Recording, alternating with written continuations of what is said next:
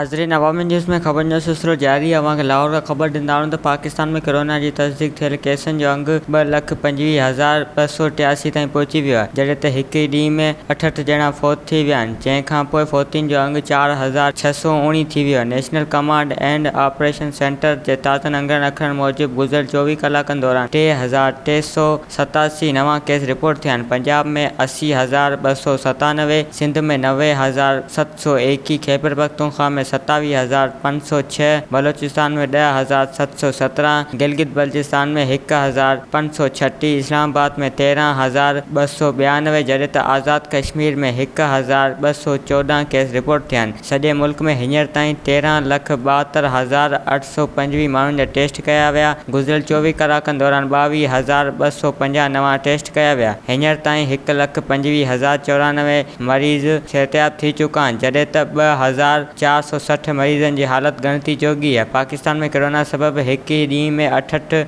मरीज़ हयातियूं विञाए वेठा, जंहिंखां पोइ वायरस वेॻे फ़ौत थी वियलनि जो अंग 4,619 थी वियो आहे। पंजाब में 1,844, सिंध में 1,459, खैबर पख्तूनख्वा में 1,002, इस्लामाबाद में 130, बलोचिस्तान में 122, गिलगित बल्चिस्तान में 28 ऐं आज़ाद कश्मीर में 34 मरीज़ हयातियूं विञाए वेठा आहिनि। वधीक ख़बरनि ऐं तफ़सील जे लाइ विज़िट कयो असांजी वेबसाइट awamiNewsHD.com ऐं ॾिसंदा रहो अवामी न्यूज़ HD।